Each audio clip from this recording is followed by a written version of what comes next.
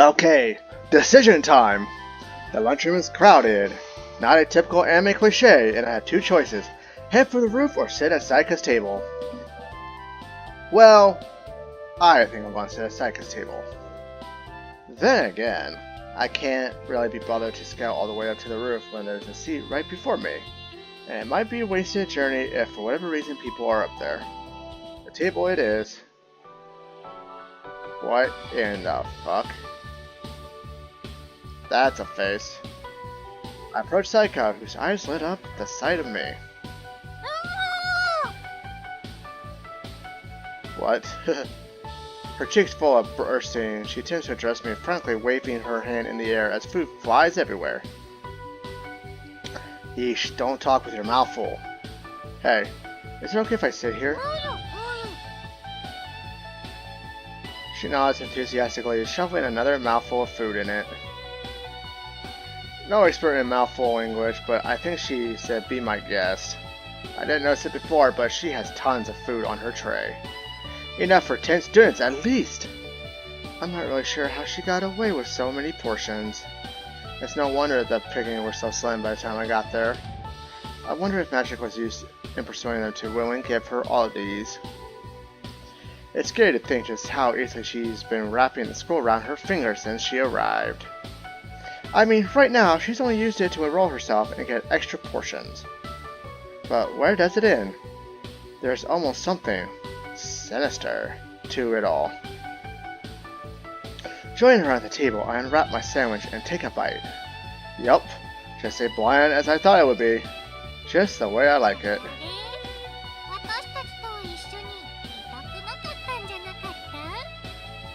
Apparently done with whatever food it was she had crammed in her mouth like some kind of hamster, she finally free to talk. Though I thought I can see her begin to amass another shovel worth.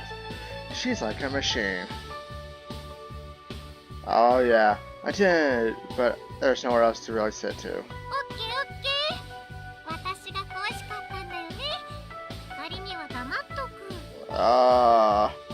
She grins and takes another bite. Ha! Funny. That's it point. Where's Hikari? I thought she'd be with you. Okay, finish your mouthful first. It's not that urgent. I bring up my arms to shelter myself from flecks of stray food as she excitedly tries to explain things. Gross. How uncivilized for a lady. I was saying, she doesn't like all crowds and noise, so she'll wander off on her own. Oh shit, I'm not supposed to be saying that. Do you think she's okay? She whiffs down another bite. Less than half of the food left of what I first saw before I sat down. Where's it all going in that slim figure of hers? Yeah, slim women eat a lot. That's a very scary sight. It's like, dear God, man. It's like you've had the soul and embodiment of Jughead.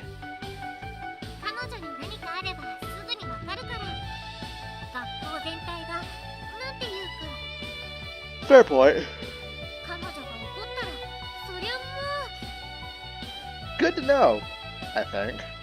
So basically, if we fail the entire school rumble, we can assume something has happened to Hikari. So how are you finding your time at school? I think you mentioned something about having never been to one before?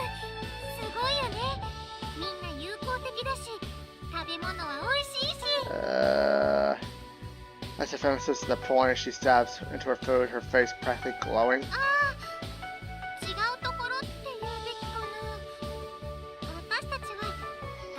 Okay, so you lied to me!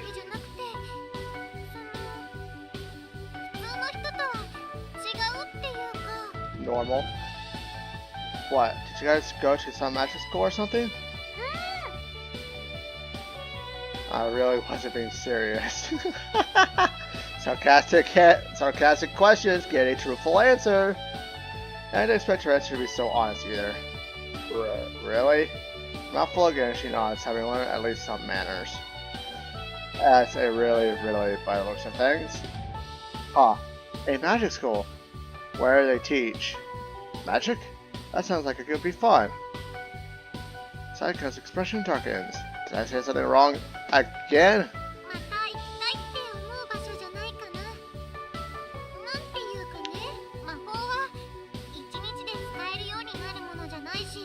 Okay, okay. She claps about shut and slaps her face across to stop more words than leaking out. Damn it! She realized. Oh. Gosh, she's such a klutz. One of these days, I'm gonna find out just what the heck these two are. And any day now, she'll slip up completely and spill everything. Okay then, if I'm not allowed to know about this fancy magic organization you're a part of, can I at least know a little bit more about you? I mean, you seem to know everything there is to know about me for whatever creepy reason, so it'd be nice if I knew a little bit more about the people protecting me, magic aside. Man, she really has to think about this. Is it really that difficult for her to think of something that isn't magic related that she can actually share with me?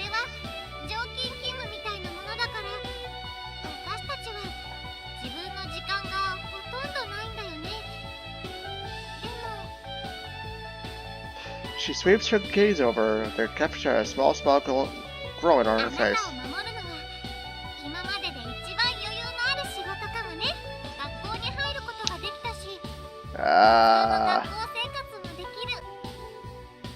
Well, I'm not really sure if I classify what they did as enroll, but I get what she means.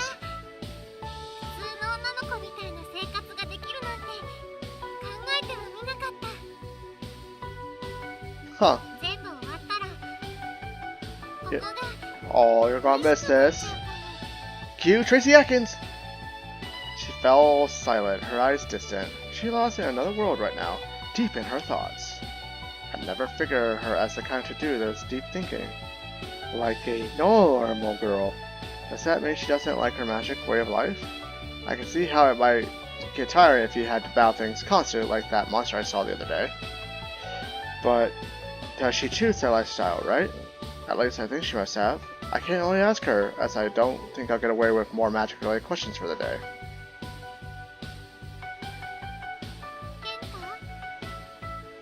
Yeah? Eyes glimmering and glistening, lips parted ever so slightly. She gives me a look that makes my heart throb. Oh, she's being flirtatious now. Or, not flirtatious, I can't think of the right word. Why do I get the feeling she's about to ask me something really important here?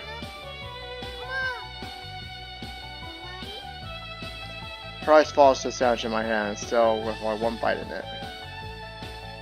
Oh, no, I'm fine here. Jesus Christ, woman. Still in a daze from the look she gave me a moment ago, she snatches the sandwich out of my hand without resistance. Wait, what just happened? I'm left staring blankly at an empty hand, the majority of my sandwich already lost to the black hole that is Sayaka's stomach. Yep, definitely Jughead. May have made a mistake here. Notice her tray is completely empty too. Spotless even. She's a monster. God, no kidding. The lunch break soon comes to an end, and we whisk back to class. The rest of the day goes by fairly normally. No crazy attacks. No monsters. I still can't shake the feeling something is watching me, though.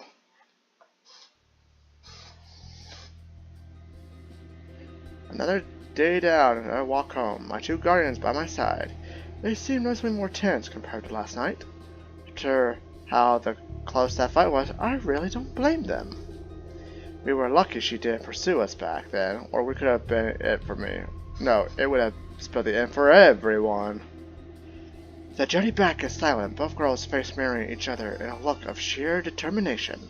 They seem ready to spring to action at the slightest sign of danger, so I don't want to break their concentration with mindless small talk. But small talk takes the edge off of things! Gradually the sun sets on our route ahead, streetlights flickering to life overhead one by one. Great. That more of the shadow began to creep in around us, the more tense I can feel myself become. I come to a stop. Something doesn't feel right. There it is again. That damn headache out of nowhere. Wait, hasn't there always been a pattern with these headaches? They don't usually happen during the day, unless... Yuzuki. Of course. We walked right into this. I really need to start to find a new route home. A slowly left drifts from out of the darkness, causing both the girls to assume offensive positions. It can only be one person. Obsidian wings unroll from amidst the night sky, and the amber-eyed adversary from before makes her presence known in a storm of black feathers. Or, as I like to say, "Hi, Tis McGee Demon! What do you want?" What's her name? Yuzuki? I guess it doesn't matter. It has mean nothing right now. She has a mechanical look in her eyes, a killer glint. Much like before, it isn't here to play around. There's only one thing she's after. Me. Light floods in and dispels the darkness for only moments as the pair don't their battle gear, weapons at hand. Right. I know how it works, okay? Nothing need to be told twice. I sprint a good distance from the three girls as I try not to get caught up in any crossfire. But are they going to be able to win? Yuzuki hardly broke a sweat last night and was able to keep both of them at bay at once with that Sycthe of hers. The difference in power was just too much. Not to mention my guardians have some serious issues with working together as a team. Last night was a complete disaster. I fear we may have to take another tactical retreat, and I'm not sure if I have a stomach for it. Yuzuki lands gracefully before Sayaka and Hikari, an unsettling grin spreads from ear to ear out of her face. Oh.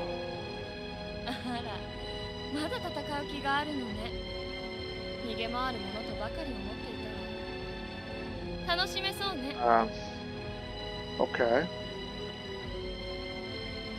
Her dark wings erupt into a stream of feathers which form into a deadly scythe within her hands. Ooh, I do! Epic music now. Hikari nods and lunges for Yuzuki before she can make the first move. Sayaka kicks off the ground and flies a good deal backwards as she readies an arrow in her bow. Am I witnessing a team play here? It certainly makes a change after last night's disaster. Yuzuki reacts like lightning and brings her scythe to a whirl, clashing with Hikari's sword. Man, I want to see these weapons. Come on. It's like, I want to see the actual clash. A shockwave bursts through the street as the two weapons collide, shattering nearby glass and warping street signs, a testament to just how strong these girls are. I'm beginning to see shades of last night's fight. Yuzuki has the advantage in terms of brute strength, so she'll no doubt push back against Hikari's blade. But Hikari doesn't seem nervous at all. I'm beginning to see fail. In fact, she seems confident. See, that just confirms what I knew, that Hikari means light. Hehe. As it goes to light. Hikari stands her ground in the clash with gritted teeth, and her sword gives off a vibrant glow at her command. A glow that continues intensifying until it engulfs the clashing pair in blinding light. I'm forced to shield my eyes with my arm as if I were staring at the sun itself. If it was bad enough for me to be at this distance, I can't imagine how bad it must have been for both of them.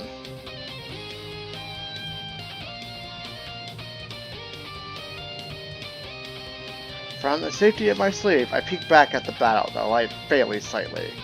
It seems Yuzuki wasn't expecting that at all, as she reeling back from it all, a hand to her face.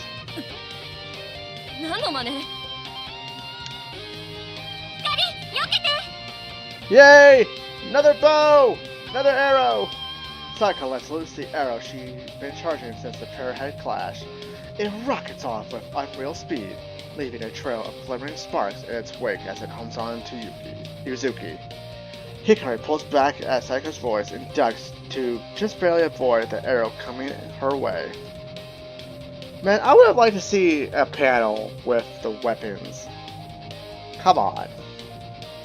A direct hit, the arrow bursts upon impact and sends Yuzuki skidding back as she desperately tries to keep upright. It doesn't end there, though. Hikari hops to her feet and charges in for a follow-up attack, while Suzuki is trying her best to recover from the arrow. Hey! Speaking of which, Steel sings as Hikari kicks off the ground and goes for a crushing blow to the head. Seriously?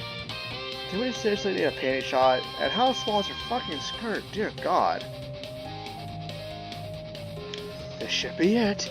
I can't see how she'll escape from Hikari's blade now. And underground, the ground at my feet gives off a quick as she lands. A good half of the row splits under her blade and chucks a concrete ring everywhere. It was a devastating attack, to be sure. Surely no one could have survived a blow like that. But Hikari is just as bewildered as I am. The dark girl is nowhere to be seen. A single black feather drifts down from where she once stood. She just vanished. A sinister giggle echoes from the shadows. Did Yuzuki teleport? Or did she just have fast I couldn't keep up? Hikari bolts up to the sound and shoots Sayaka a frenzied look. Something glimmers from out of the darkness behind her and then lashes out with a vicious swing. Sayaka just barely reacts to time, jumping to avoid the fatal slash. At least, I thought she avoided it. Etchy! Etchy for days! Jesus Christ! And it's like, god damn man. It's like she's wearing less and less clothing. It's like rip! And the sun bursts and Sayaka lets out a shriek. She herself looks unharmed, but a good portion of her outfit is in tatters. Fragments of what used to be her outfit rain down from above, well, and surely dies by a mad girl's side. I mean, it's horrible. There's hardly anything left of her outfit. From where I'm standing, I can practically see. Huh? I'm not checking what I was thinking about there. God damn. Well, yeah, you got exposed nipple. You got another nipple being just strung along by the outfit. Of course, you'll be distracted. Sorry. Ahem. Fight. Bad. Damn, it's terrible. Okay, I'm back on track. This is insane. As if she reached just a fraction of her second slower, her outfit would have been the only thing cut in ribbons by that attack. I thought Yuzuki seemed bad before, but if anything, tonight she seems even stronger. Or is it just in my head? The pair learned from their mistakes the previous night and devised something almost resembling teamwork tonight, and pointed it to her, but she hits back twice as hard anyway. Sayaka and Hikari have given it their all, and this monster still has the upper hand. I wonder if they have any tricks left. I suppose I should put more faith in my guardian angels, even if things look dire right now. I surely train for these kinds of intense battles, and must have at least something to fall back on. Something that I hope doesn't involve flying again. I really don't want to fly again. At this point, I take my chances with Yuzuki. Sayaka hugs herself in an effort to cover up, her face flushed with embarrassment. I can't imagine this being convenient at all during a fight, especially not one as serious as this. I feel like I shouldn't be watching this, but this is an important fight I can't afford to take my eyes off of, or something like that.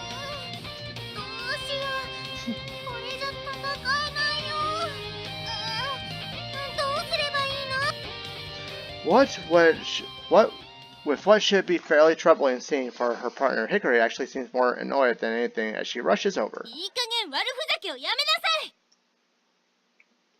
She stomps her foot and scolds her half-naked partner.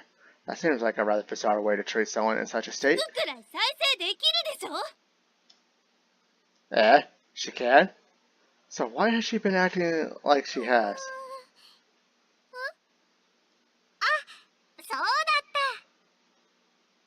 God. Really? Really? And there's our flash, her outfit is restored. God damn it, woman. Now I know what you're doing. Oh, the fight has raged on for a second time. How will the fight end? Will we do another tactical retreat? Or will we reign victorious? I sure as I want to find out, but that's for another time. Next time on Sakura Angels.